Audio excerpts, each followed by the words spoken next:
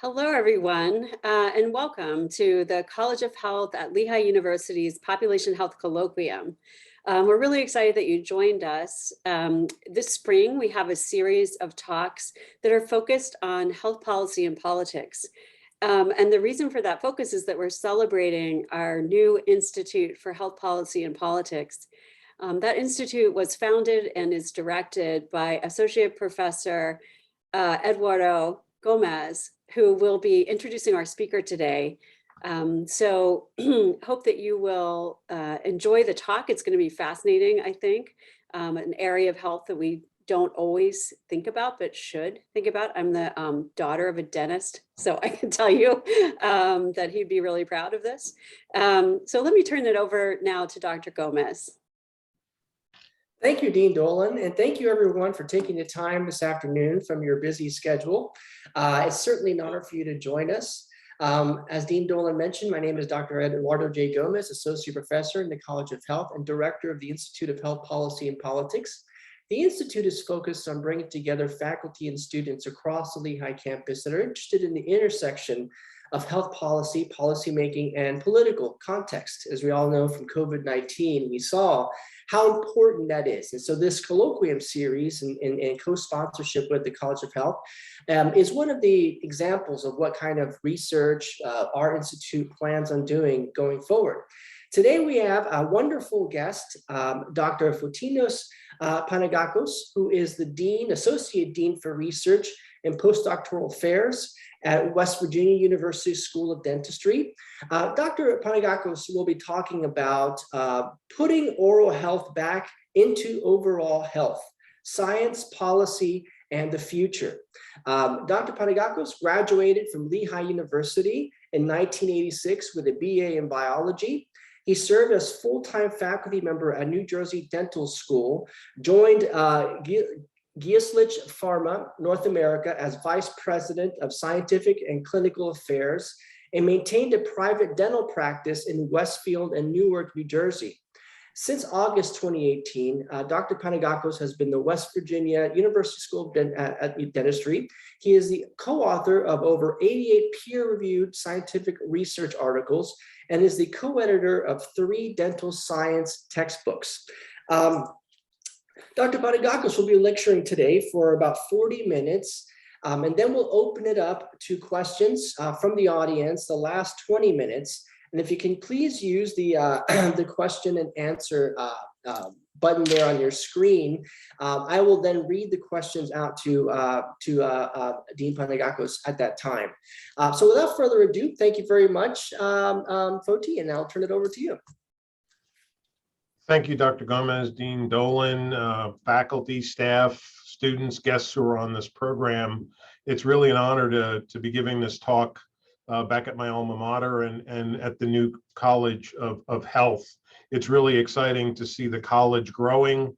I remember reaching out to Dean Dolan probably a year ago or so just to make a connection, and you know, through Dr. Gomez and our discussions, here I am today to talk a little bit about an area that I hope you'll find interesting, which is the role that oral health has regarding overall health, and sort of what are we seeing from a policy perspective here in the US, some of the challenges we have and some of the ways we can address things going forward.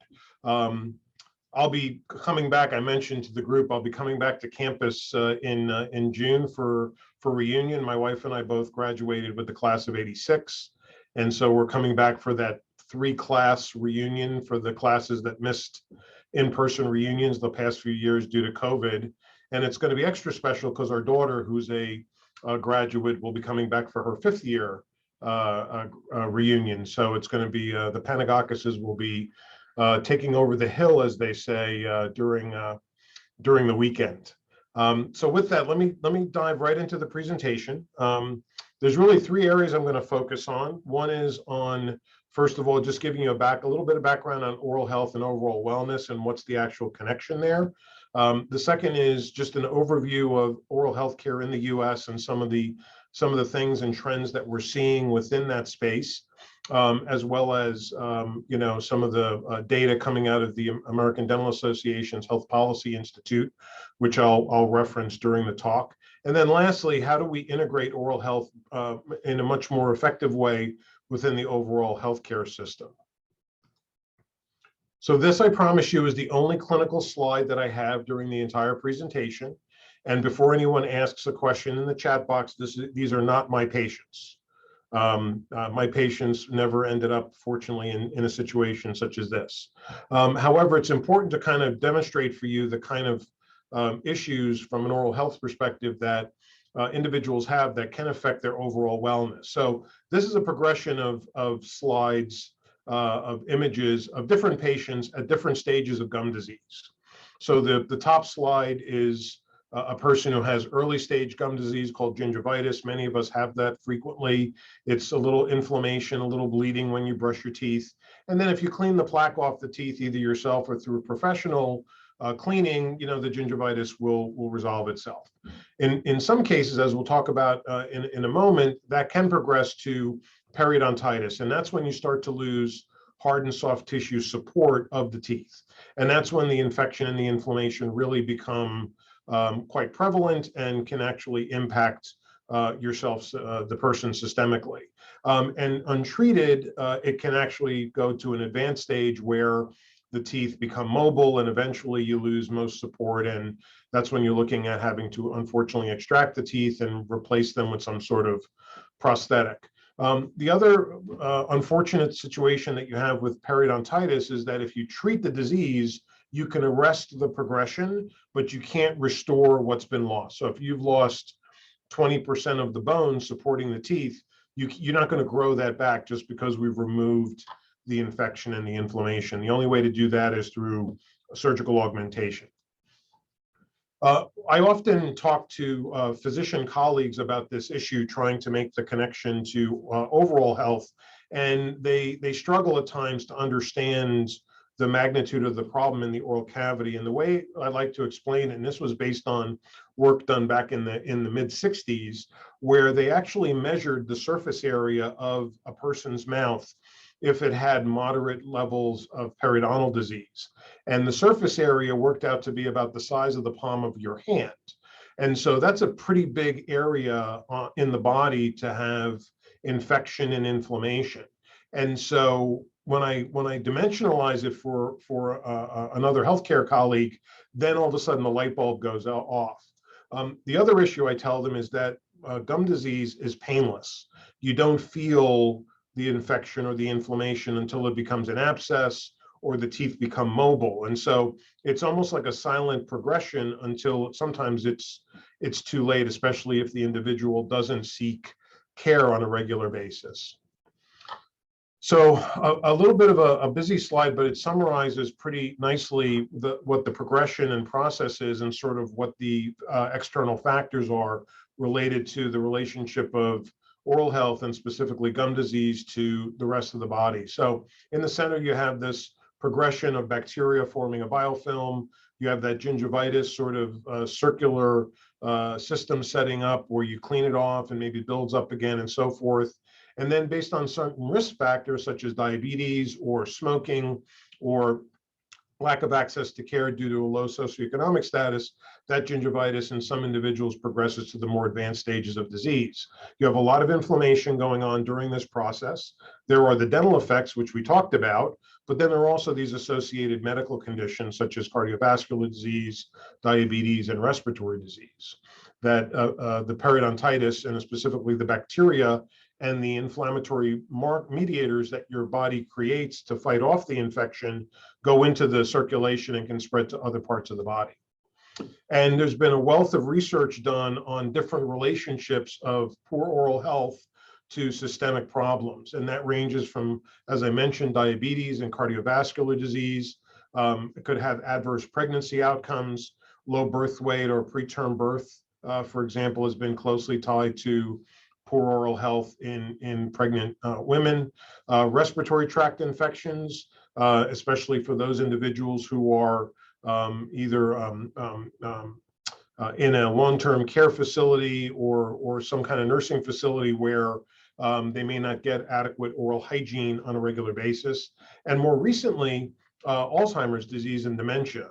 There's been documented research showing that certain bacteria and their byproducts from gum disease have actually been found in the brain tissue and actually can stimulate some of the early precursors to Alzheimer's and dementia. So that's still an emerging area also. So there is definitely a wealth of research that shows that there is a connection. Anatomically, we know the head is connected to the rest of the body. So there's no argument there when we start to talk about this more broadly. And I think, again, I'd like to focus on diabetes because we hear a lot about it in the literature and the prevalence of diabetes. And the next few slides are just a series of graphics from the CDC that shows the progression of diabetes over time. And I started with 2015. It's 7 years ago now. And you can see the darker the blue, the higher the prevalence. My current state of West Virginia, you can see, is one of those high prevalent states.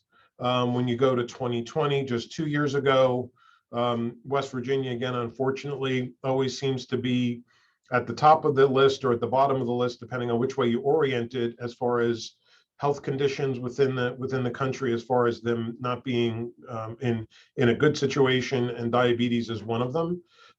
If you progress to 3 years from now, what's projected, you can start to see more states moving into these reddish orange colors. And then if you go out to 2030, you can see there's a cluster of states in the Southeast now, but it's starting to spread even into the Northeast and West.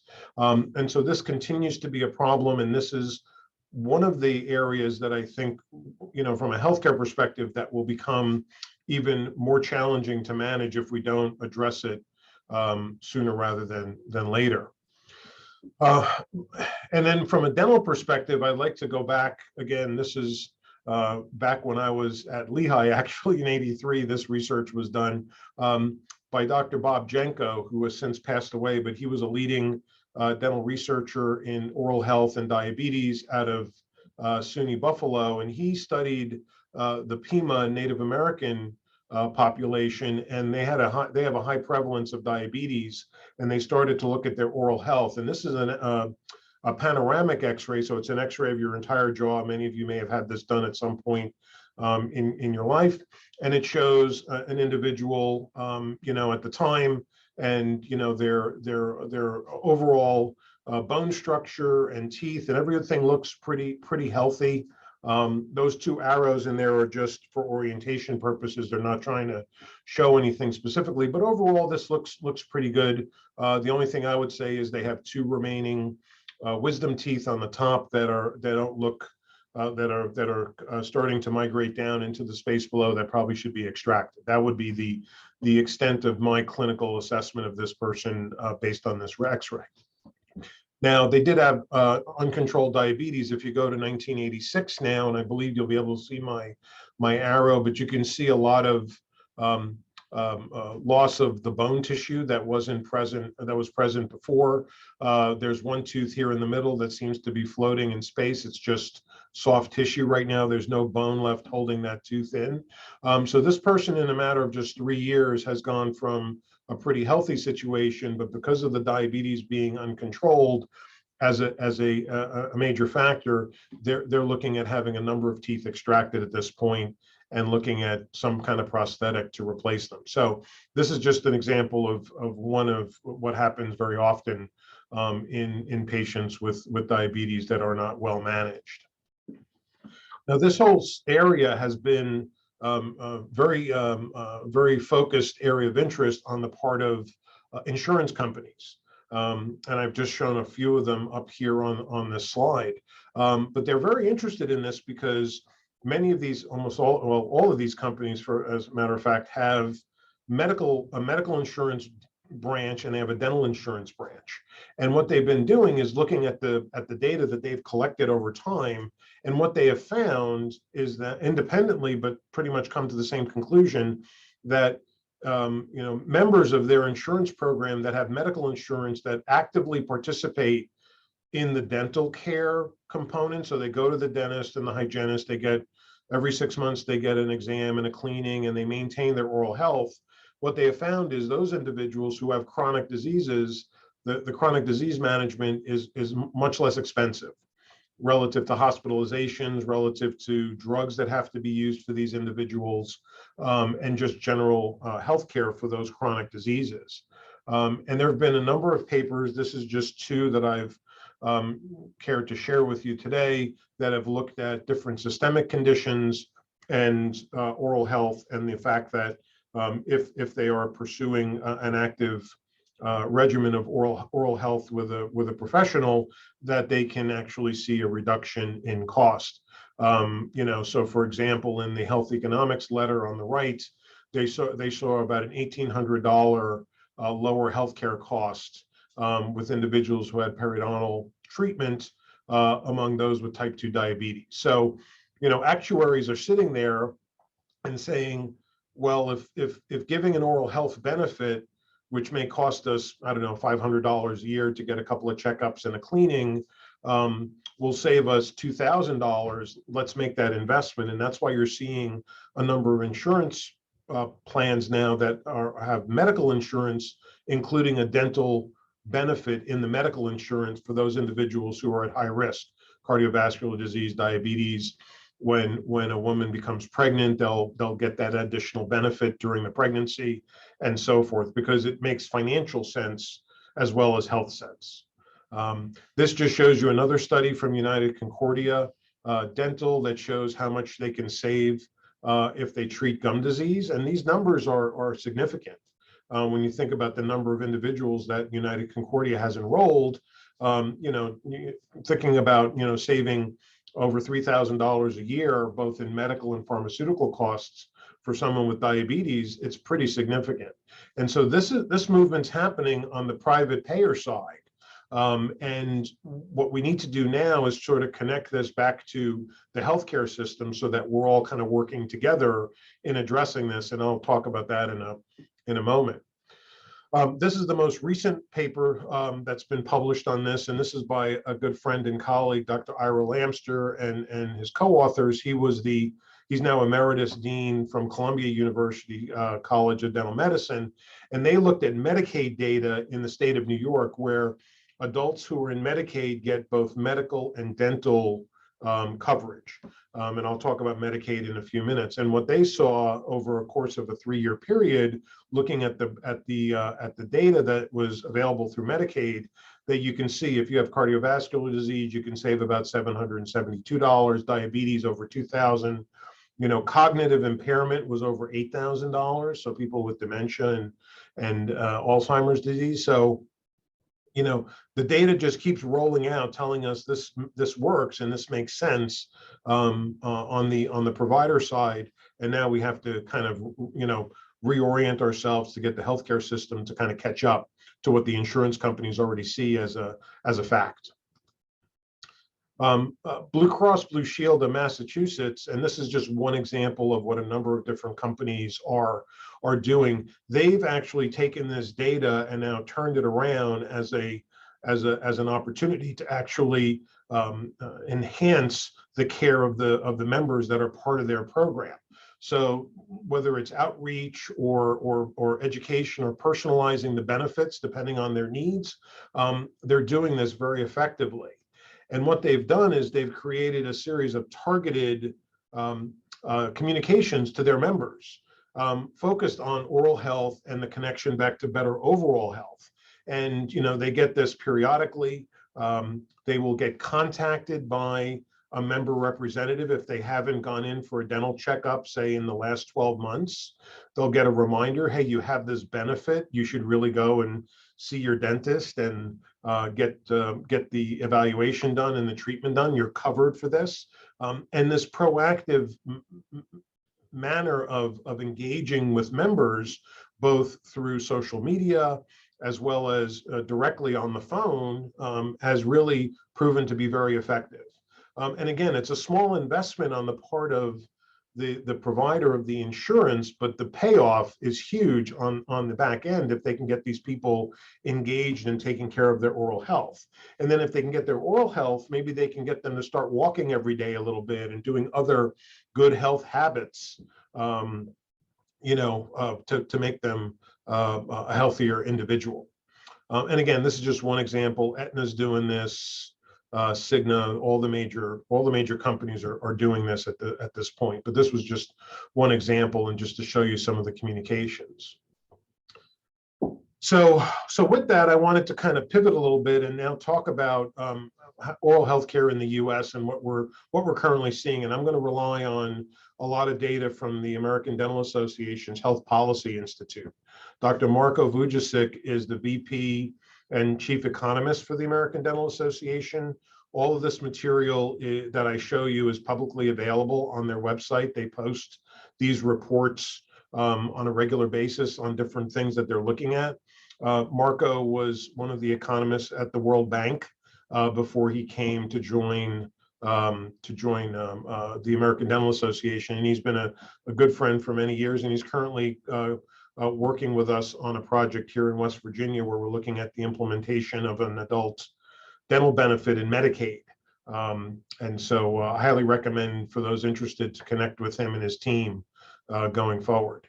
But before we even look at what's happening in the dental space, we have to think about the trends that are around that are affecting oral health as they're affecting other parts of our economy.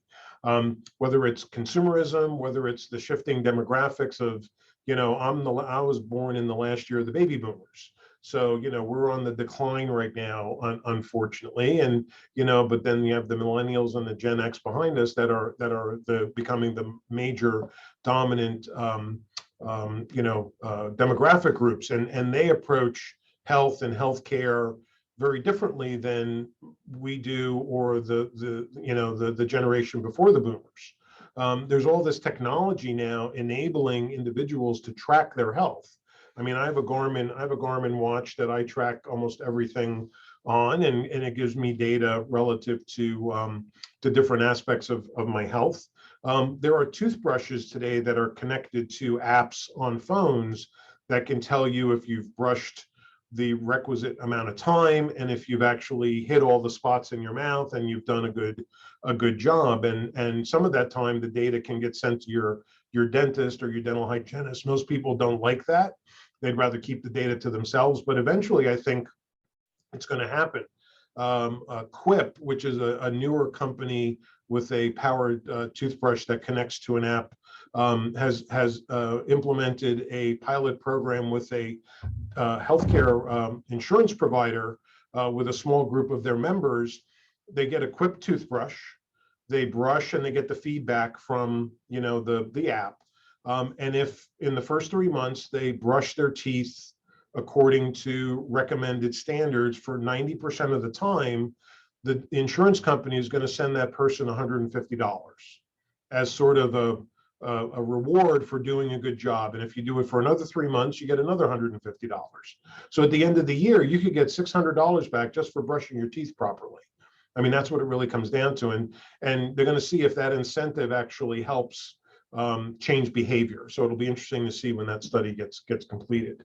And then lastly, payment reform, which we'll talk about a bit with the Medicare and Medicaid programs.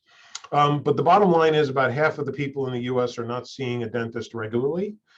Even those that have insurance are not going.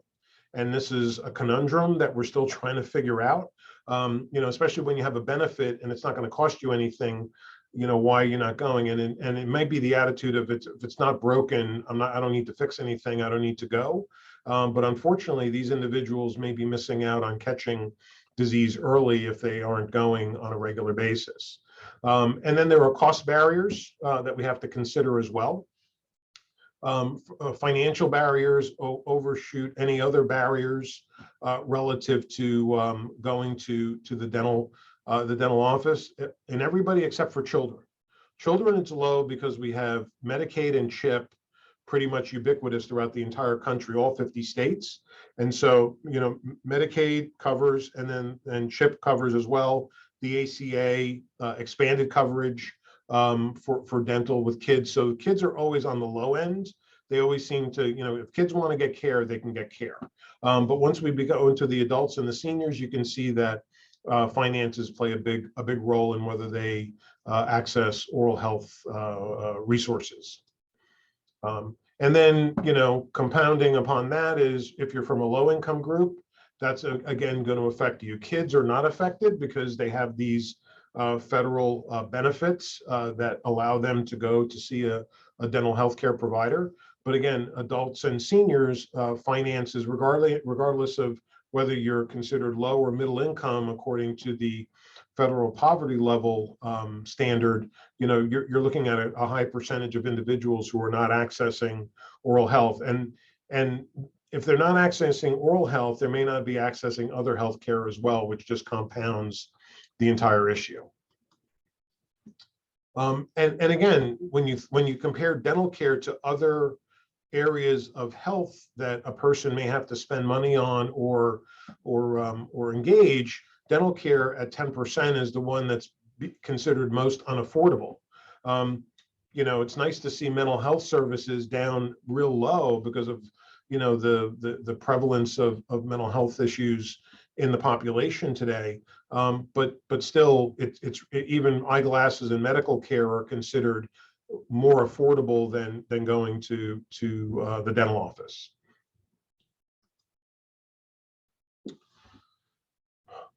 The other way you can kind of look this data and kind of divide things up a little bit is looking at whether they have insurance or not and what type of insurance do they have. So dental care is the red bar in all four of these bar graph clusters. All the way on the left, you have someone who has private healthcare insurance and private dental insurance. So they are accessing, almost everyone is accessing care at a less than 5% or not. But dental care is still the highest of all of them for non-access. When you look at Medicaid, which is the third one from the left, you see a very different picture. You see that red bar shoot up quite a bit, and that's because in many Medicaid programs, as I'll share with you in a moment, dental care is not provided at all for adults, or it's only emergency services. So that is impacting this group. And then if you don't have any insurance whatsoever, other than mental health care, which again is on the low end, you can see dental care is approaching 30% that will not go for services. And so this again is a trend. Unfortunately, dentistry is always considered separate from other medical type insurance, and that's just an outgrowth of when dentistry and medicine split back in the mid 1800s. Long history there. I'll have a reference for you if you're interested in reading up about that a little bit later, but it's just kind of perpetuated itself going forward. We do have these federal health programs that provide care in the United States. We have Medicare for those 65 and older, and then we have Medicaid for those individuals who can't afford healthcare coverage due to their socioeconomic status. Starting with Medicare, the big surprise among seniors when they turn 65 is they always thought that dental was part of Medicare. And you go to AARP or any other organization that focuses on senior adults, this is the number one question and the number one aha that they come across from a healthcare perspective, that Medicare does not cover dental care for anybody. It's in a rare situation, either due to trauma or an underlying medical condition that's well documented, that Medicare will cover dental treatment. So once you turn 65, if you had an insurance through your employer, you retired, you move into Medicare, you lose that insurance. And that's why you see that demographic earlier that I showed you, where seniors aren't accessing care because of that situation. And so if you look at Medicare beneficiaries, and this is out of the Kaiser Family Foundation data, over 37 million individuals who are in Medicare do not have any dental coverage whatsoever. There's a small percentage that are covered by Medicaid because they're dual eligible, because they are over 65 and they're also at a certain level socioeconomically that allows them to be afforded Medicaid benefits. There's a small portion that still pay for a private plan, but again, these are the seniors that can afford to do that. And then there's a group of about 16% who have Medicare Advantage plans. For those of you not familiar, Medicare Advantage is sort of an add-on to Medicare. Some of those programs do have dental, but even those that do have dental, the benefit that they have varies. And this shows you that breakdown. So out of all the Medicare Advantage enrollees that they looked at back in 2016, was 17 million of them, 40%, even though they have this enhanced Medicare benefit that they're paying out of pocket for, doesn't have any dental at all. Okay. I don't know about you, but about a month or so ago, there were all these commercials about Medicare and signing up for benefits, and they had William Shatner, and they had what's his name, Dynamite, I forget his name from the TV show in the 70s. Anyway, they had all these seniors, Joe Namath, my gosh, Joe Namath was on there talking about these plans. But the thing is, once you go in there and you look at them, they differ. You've got some that only give preventative benefits. You're only going to get a cleaning and a checkup, but if you need a filling done or you need a more deep cleaning, you're going to have to pay out of pocket. And then about 42% get preventative or more extensive type benefits. So it's, again, about a third or so, a little over a third, get some access to these more enhanced benefits. Now, the Build Back Better plan did have a benefit for Medicare for dental. The other two healthcare areas that are not covered under Medicare are hearing and vision. So the three, to me, most important senses as a human being, to see, to hear, and to speak, and to use your mouth. I mean, smell is important as well. But those three senses are not covered under Medicare. And so they did put in Medicare for seniors in this Build Back Better bill. Then there was a lot of jockeying that goes on in Washington with the spending bill. In the end, we know Build Back Better didn't go anywhere, but during the process, the dental was taken out, unfortunately. And I can give you the whole history behind that because I'm involved with an organization that's been trying to get a dental benefit into Medicare for a number of years now, and this was the closest we've ever gotten. And that organization, there's a Medicare Oral Health Coalition. I mean, they're really looking at trying to get this enrolled into Medicare. There is a possibility that the Center for Medicaid and Medicare Services, CMS, will administratively include a dental benefit in Medicare for individuals with chronic diseases. Based on everyone's reading of the law that implemented Medicare, they feel that the CMS could do this administratively without going to Congress for approval. However, they will have to find the money internally to do the benefit, which is probably going to be the sticking point. However, it's been demonstrated that if you provide this benefit, as we've seen from the insurance data that I shared earlier, the return on investment is huge. You're going to be saving all this money on the medical side, So in a sense, the dental benefit would end up paying for itself in about 5 to 7 years. And then it may actually end up saving more money as you go forward, even though you're paying for this dental benefit. So it's still to be seen if this is going to happen, but we keeping our fingers crossed.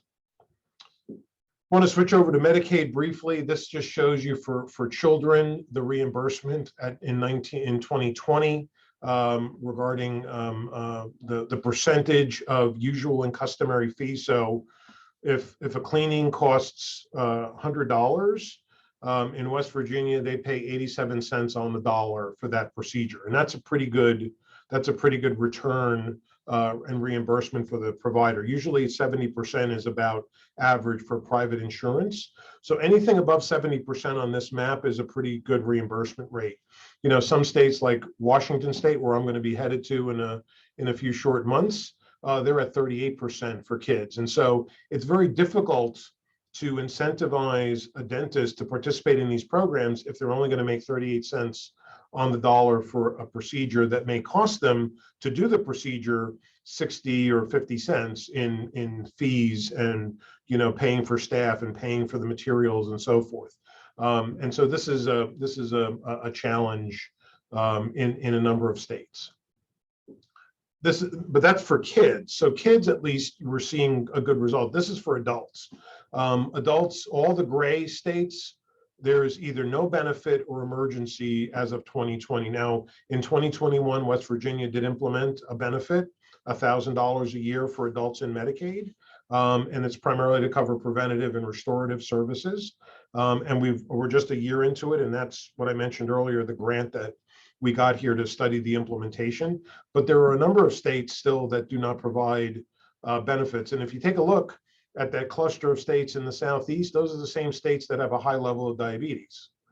So it's a perfect storm that's happening here, unfortunately, relative to oral health and the chronic diseases that are related to oral health. And this is from CareQuest, which is an organization a nonprofit organization out of Massachusetts. This gives you the most recent map of the country as far as if they're providing extensive, limited. Emergency is if you have a toothache, they'll extract the tooth for you for free, but they won't fix it. If it needs a root canal and it can be saved, they won't do the root canal, but they will take the tooth out for you, which is a less costly alternative. And then, so you can see again, you have this cluster in the South of states that unfortunately aren't providing either any benefit or just emergency benefit. So hopefully this will start to change. There has been some movement in some states to expand the dental coverage, but that's still a work in progress. And again, just to go back to the children for a second, as far as participation in Medicaid or CHIP, this is again from the ADA Health Policy Institute, where they looked at what percent of dentists in a state are participating in providing care for children who are in Medicaid or CHIP. And you can see I just highlighted West Virginia, it's at 59%, New Hampshire's at 15%, and Iowa, I believe, leads the country at 77%. So you can see a wide range of participation. And I think if you mapped reimbursement to that, you would see a similar trend. What's also emerging out of this data is that underrepresented minorities who are practicing in the dental profession are more likely to provide care under these programs than their white counterparts. And again, showing potentially the individuals who are coming from disadvantaged backgrounds, realizing the need, participating and giving back because they understand the impact. So again, this is all data from the ADA Health Policy Institute. The other unfortunate trend that we've seen over the last couple of years is that practitioners are disenrolling from Medicaid during the COVID period. Dental offices were closed for a few months in the spring of 2020, and they're still recovering from that at this point. And so people have left the profession. People have decided not to do Medicaid anymore and just focus on insurance and private pay. And so this is just going to exacerbate the access to care issue that is already problematic in this country. And then the other big demographic is age of practitioners. This shows you the age in 2021 is in purple of practitioners out in the US. And you have this clump of individuals who are between the ages of 60 and 65-ish that will be retiring soon. And if you look right behind it, which is when I came out of dental school, there's a dip because dental schools closed, enrollments went down. And so you have this huge trough between the ages of around 50 to 60. And so there's going to be this demographic shift. And with the population still growing, the number of dentists per population may actually decrease. And it's going to even be worse in rural areas, which are already underserved. So, all these different data points are sort of coming together, showing us that we're going to be facing some challenging times in the oral healthcare space over the next few years. And then solo practitioner, everyone is so used to Dr. Dolan. I'm not sure if your dad was a private practitioner in their own office. That was the norm. Well, that's not the norm anymore. It's dropping off precipitously. People are going into group practices, going to work for corporate dental organizations like Aspen Dental and Heartland and so forth. And so the day of the private practitioner being by themselves in an office is slowly dwindling. And in some respects, it's probably a good thing. If you're in a group practice, there's a lot of benefit to being in a group practice and being with other practitioners. But again, this is just another trend that is probably not going to reverse itself. So lastly, just to kind of summarize some integration of oral health into the overall healthcare system, there are a number of obstacles. And again, this is out of the CareQuest Foundation up in Massachusetts, whether it's barriers to access or inconsistent care or connecting it, medicine and dentistry, there are opportunities. So teledentistry, which really took off during COVID, has proven to be a real benefit in opening up access to those who may not have access directly to a dental provider in their community, but they can access them through teledentistry. They may still have to get an appointment to get treatment, but at least they can get some support that way. The whole idea of value-based care, it's not just procedures, but it's prevention and making sure what we do lasts for the patient is going to be critical. And then finding a dental home for individuals so that their health is maintained is really important. There's been a lot of writing about this. There was a Surgeon General's report in 2000 under David Satcher.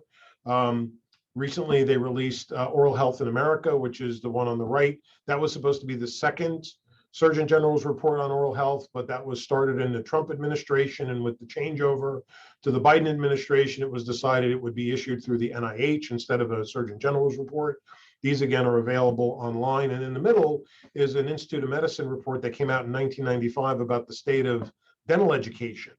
And I have to tell you, I left dental education for about 13 years and went into the corporate space. And when I came back, people were like, well, what's changed since you were in dental education, the last time? And I said, not much. We've done a few things that I think have improved dental education, but I'm pretty critical about our process. And the only thing that really changed, we went from paper charts to electronic charts. That was the big switch over. But as far as what students are learning today in their 4 years of dental school, it's not a lot different than what I learned when I went to dental school. They're using more technology and getting more experience with that, but some of the other areas really haven't changed very much, and I think they need to. The Dental Education Association, ADEA, out of Washington, has put out a series of documents. This one recently came out to talk about oral health and primary health care working together with diabetes, and just giving sort of a policy paper and some recommendations on how we can do a better job helping manage these patients collaboratively, which I think is really important. There's organizations such as the Center for Integration of Primary Care and Oral Health that is putting out documentation. The paper on the right, a group of authors, some of whom I know, put out about how do we coordinate and refer care between these two individuals in the healthcare system. It would seem like it should be a no-brainer, but there still is a set of challenges, unfortunately. Marko Vujicic, who again I mentioned earlier, he had a great commentary back in 2017 about things that we need to do to make sure that oral health improves, whether it's addressing the coverage gap, which we talked about insurance, tying reimbursement to outcomes, the value-based approach, and just reforming the entire care model. We're in a silo within dentistry. We need to get further integrated within the broader healthcare system. Harvard is one of the dental schools that is leading the way in transforming dentistry by trying to get oral and overall health more closely coordinated. And I used to serve on the advisory board for the dental school there when I was with Colgate, and they had started that program then, and it's really flourished, and it's providing a lot of resources for us to tap into. I mentioned, if you interested in learning about why dentistry and medicine are separate, the book called Teeth by Mariotto. She's a journalist from the DC area. She covered a story, gosh, it has to be almost 15 years ago. Diamante Driver, a young Black individual who had an abscess, and he couldn't get care, and he died from that abscess. The abscess affected him systemically, and so using that as a starting point, she wrote a really nice book. But when you think about barriers to integration, the two big ones are physicians say they're too busy to worry about oral health. They've got enough other things to worry about. And dentists are saying, it's not my job. I'm dealing with this. I don't have to worry about, let the physician worry about their hypertension or their diabetes. I'll ask them about it, but I'm not there to screen and do that other work, which I think is wrong. I think, people visit the dentist sometimes more regularly than the physician. Those that do go, it's an opportunity to screen for these diseases and refer them for care if they're not, if they're out of whack. So if they have hypertension or their blood glucose or glycosylated hemoglobin is elevated, refer them for definitive evaluation. Dr. Chad Gahani, who was ADA president during the first year of COVID, they came out with this statement about dentistry being essential healthcare. This is when dental offices were getting shut down, where medical offices were staying open. And, there was this whole,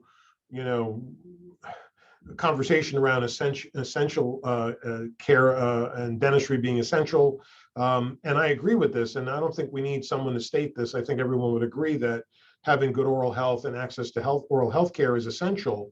But I also feel that we as a profession need to behave as if we are essential by working with our healthcare providers in other areas. Now, it's happening, but it's not happening enough is I guess my point.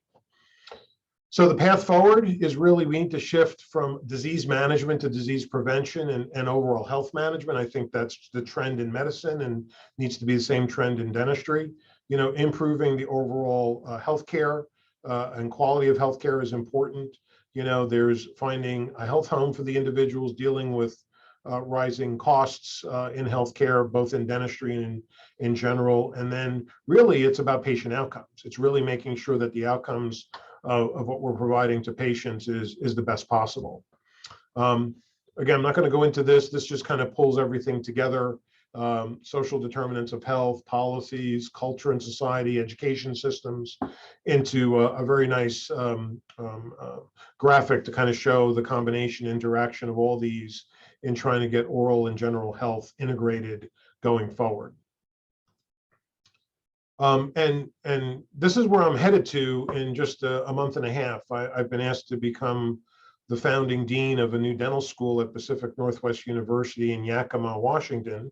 And the focus of this university is training healthcare providers to provide care to rural and underserved individuals. The medical school has a great track record to do that, and the dental school will be in a similar situation when we get started. So we'll be leaving West Virginia and heading west in a couple of months, and looking forward to starting that new part of my career in trying to make a difference up in the Pacific Northwest, and hopefully establish a dental school model that other schools could potentially learn from going forward.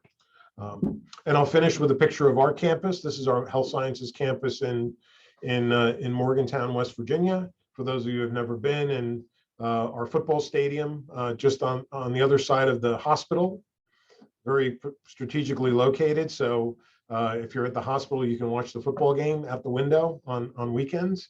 And with that, I want to thank Dr. Gomez for the invitation. Dr. Dolan, again, it's been a pleasure, and I'm looking forward to answering any questions that people have. Wonderful. Thank you very much, Foti. That was a fantastic presentation. I certainly learned a lot from your presentation. So much to learn from, as even the class that I'm teaching right now, commercial determinants of health, what we eat, sodas, candies, and its effects on our teeth, but also diabetes and how that dovetails. And so this is just so important. And I'm so honored that you joined us for this discussion. There are several questions, and I'm going to start with the first question that comes to from the Q&A. The first question is, how did it come to be that the dental profession is not integrated into the general medical profession, since the head is indeed connected to the rest of the body? Read Mariotto's book. She goes into an exhaustive history of dentistry from its beginnings in the middle of the 1800s, right before and after the Civil War.